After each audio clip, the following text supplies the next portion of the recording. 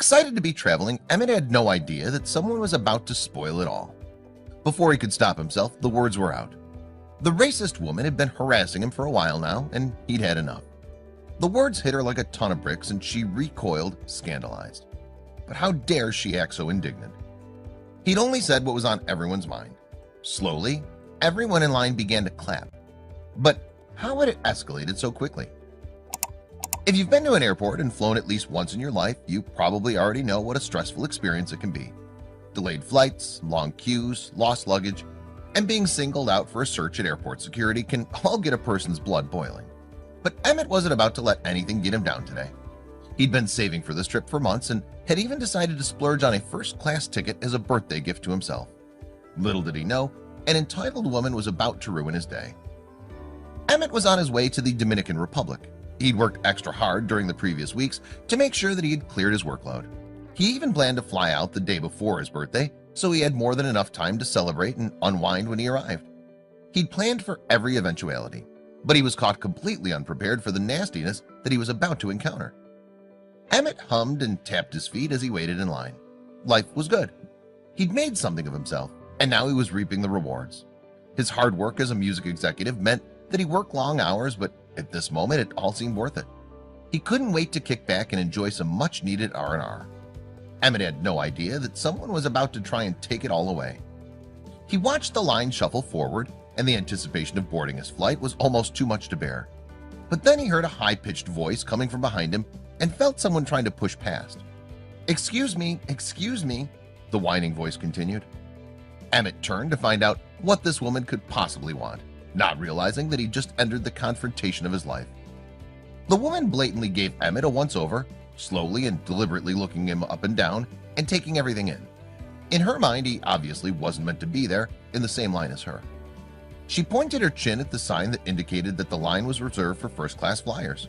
Her mouth was almost a sneer as she spat out the puzzling words. Emmett was mystified. "I believe you may be in the wrong place," the woman sneered.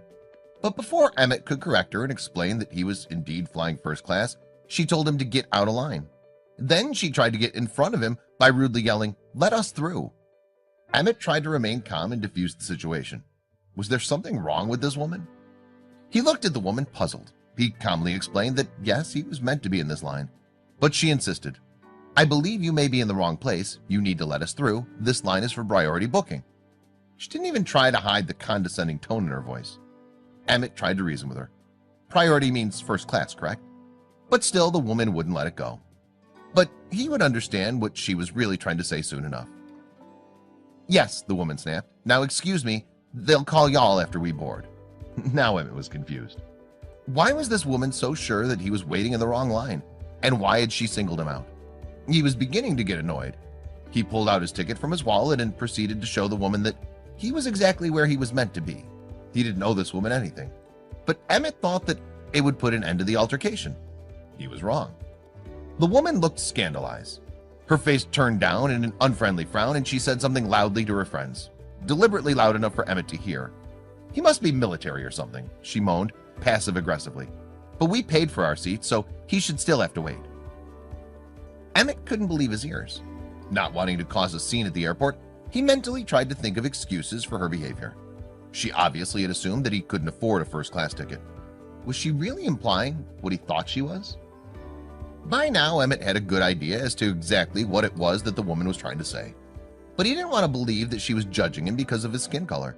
In this day and age, here was a woman who thought he was a second-class citizen. He couldn't believe it. But he didn't want to draw any rash conclusions. He began to second-guess himself. Perhaps the woman hadn't meant to come across that way. But the more he mulled over her snide comment, the more incredulous he became. He gently explained that he'd been waiting in line first and that he wasn't going to move. She would just have to wait like everyone else. Could it be that he was underdressed for the flight? He didn't think so, and looking at the rude woman's clothes, she didn't look like she was particularly well-dressed either. He didn't want to reach the conclusion that he did, but couldn't avoid the issue any longer. And it was his response that had the whole room clapping. Emmett turned back to the audacious woman and retorted, "Nope, too big to be in anybody's military." In fact, it was because of Emmett's large stature that he had booked a first-class ticket in the first place. A first-class seat would give him the space he needed to fly comfortably. With his thoughts racing a mile a minute, Emmett knew even before the retort had left his mouth that it wouldn't be enough to put the woman in her place. Who was she to challenge him about his right to be there? Besides, servicemen and women serving in the military aren't given first-class tickets for free either. Why was this sour woman trying to rationalize how he, an African-American man, could afford to fly first class? And what business was it of hers anyway? By now, bystanders were gathering around. Some were rubbernecking to see what the commotion was about, and others wanted a piece of the action. Emmett wouldn't disappoint them. Something inside him snapped. Emmett turned back to the entitled woman, and what he said to her next had the entire crowd clapping.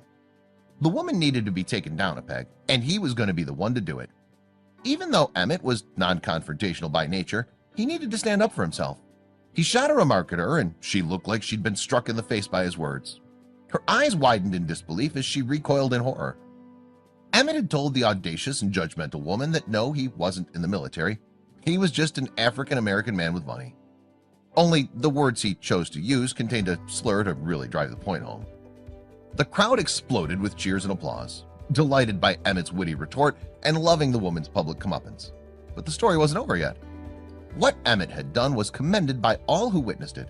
In their eyes, he'd taken a firm stand against intolerance. The woman had clearly deserved it. He shared the story on Facebook, but he only expected his friends to see it. Little did he know, the situation was about to be turned on its head. Soon, he'd have to retract what he'd said. Within just 2 days, Emmett's post had been shared over 250,000 times. Now it had been shared by over 300,000 people. Hundreds of comments poured in, praising Emmett's response to the woman's inappropriate behavior. "Never judge a book by its cover," one admirer wrote. "She's so ignorant it makes no sense that people like her still exist. Enjoy yourself, you handled it well." But soon, Emmett would regret everything.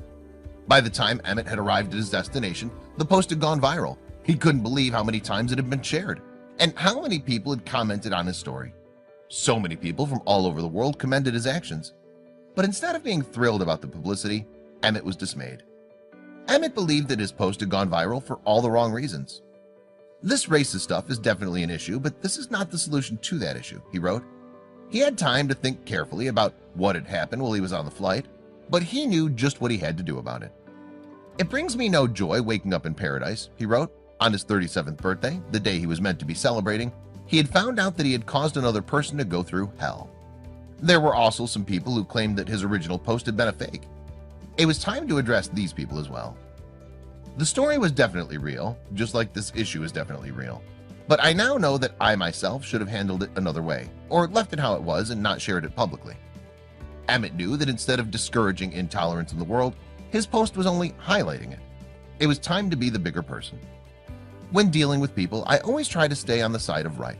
So to make sure I never do anybody wrong, I try to always put myself in that person's shoes and ask how I would feel if that person did this to me," Emmett wrote on Instagram.